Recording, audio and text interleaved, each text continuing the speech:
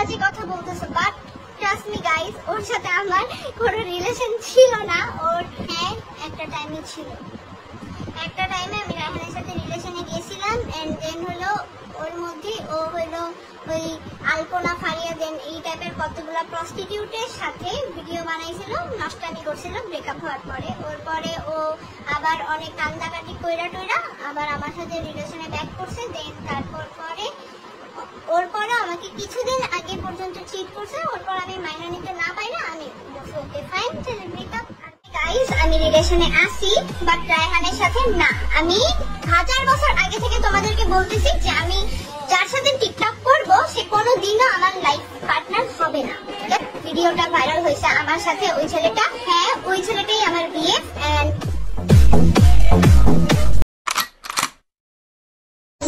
কোথায় ব্যথা আছে না?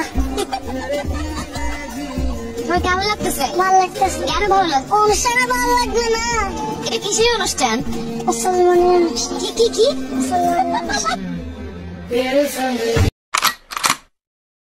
হ্যালো, হ্যাঁ আপনি আমার বাসার নিচে আইবেন কে লিগা? আজও আপনি জানেন আমার বিয়ে হয়েছে, কেমন না লাগে?